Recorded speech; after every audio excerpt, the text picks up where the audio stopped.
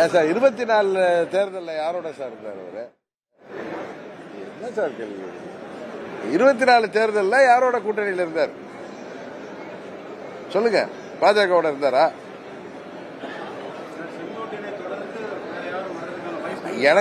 எனக்கு யூகம் ஜோசியத்துல தெரியாது. எனக்கு தெரியாது. சும்மா சொல்றது இல்ல. சும்மா வேணா பொய் சொல்லிட்டுப்பா. பழனிசாமியே வந்தாலும் வந்துருவாரு கட்சியில. இப்பதான் சிரிக்கிறாரு இவரு.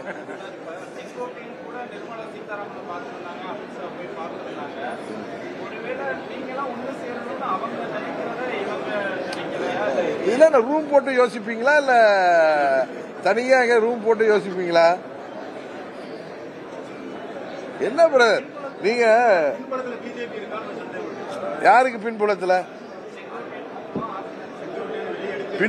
யார் இருக்கா முன்புலத்துல யார் இருக்கான்னு தெரியாது. செங்கோட்டையன் கட்சியை விட்டு நீக்கப்பட்டது பழனிசாமியுடைய சுயநலமும் பதவி வெறி தான் காரணம், வேற எதுவும் கிடையாது.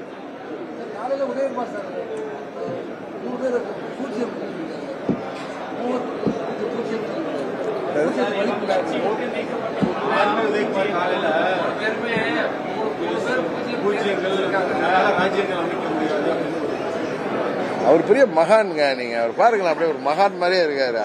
அவருக்கெல்லாம் பதில் சொல்லக்கூடாதுங்க.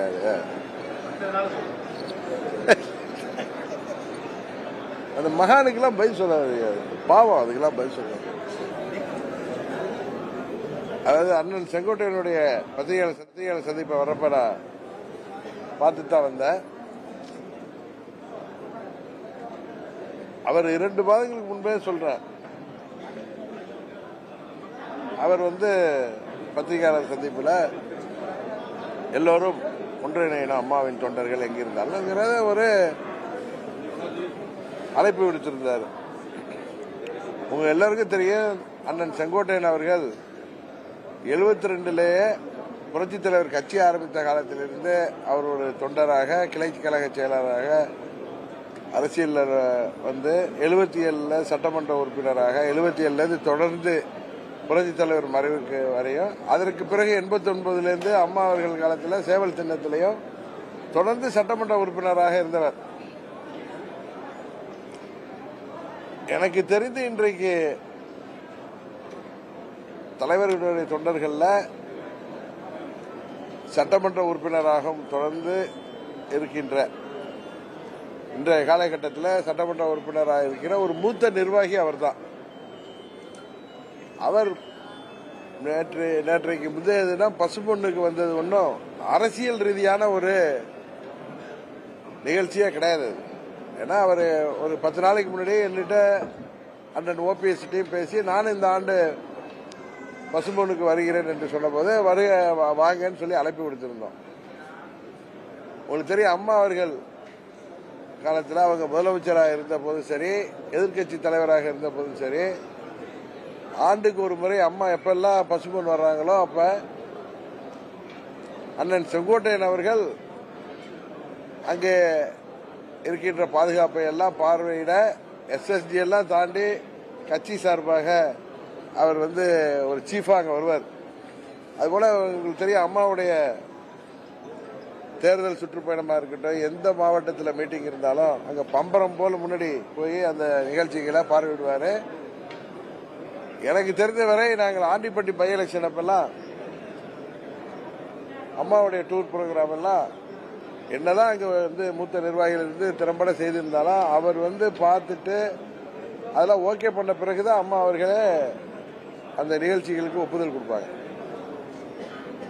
எனக்கு நல்ல ஞாபகம் இருக்கு, 2002 ஆண்டிப்பட்டி இடைத்தேர்தல் அப்ப அம்மா அவர்கள் அவரை கூப்பிட்டு, அப்பொழுது மாவட்ட செயலாளர் இருந்த தங்கத்தமிழ்ச்செல்வன், நானும் அவர்கள் 2 பேர் இளைஞர்கள், அவர்கள்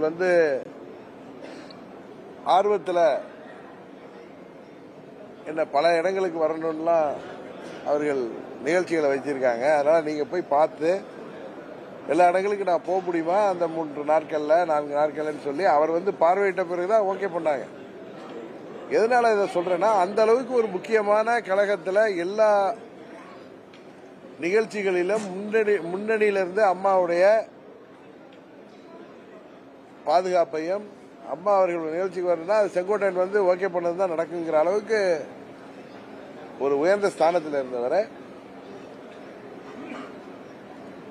அவரை கட்சியை விட்டு நீக்குகின்ற தகுதியே பழனிசாமிக்கு இல்லை. அதான் நான் ஹோட்டலை விட்டு வர்றப்ப ஒரு தொலைக்காட்சி நண்பர் கேட்டப்ப அதான் சொன்னேன்.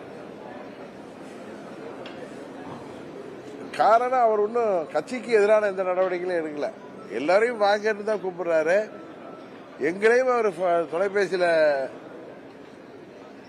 பேசுறப்பெல்லாம் எந்த மனமாச்சரியம் இருந்தாங்கன்னா நம்ம எல்லாம் ஒன்றா செயல்பட்டாதான் எதிரிகளை வீழ்த்த முடியும்னு சொல்லக்கூடியவர். அன்றைக்கு கூட பசும்பொன் நிகழ்ச்சிங்கிறது எல்லா அரசியல் கட்சிகளை தாண்டி தமிழ்நாடு முழுவதும் இருந்து பல்வேறு அமைப்புகள், பல்வேறு மதங்களை, பல்வேறு சமுதாயங்களை சேர்ந்தவர்கள்லாம் வந்து அது ஒரு கோயில் மாதிரி வந்து செல்கிற இடம். 3 நாட்கள் அங்கே பெரிய விழா கோலமா இருக்கும். நம்ம மதுரை மாநகரே 3 நாள் பார்த்தா ஏதோ திருவிழா மாதிரி இருக்கும். அந்த நிகழ்ச்சிக்கு அம்மா அவர்கள் கூட நான் பல முறை வந்திருக்கேன். நான் வர்றேன்னு சொல்லி வந்தது தான். அது நாங்கள் அது ஒரு அரசியல் நிகழ்வாகவே நாங்கள் அதை பார்க்கல.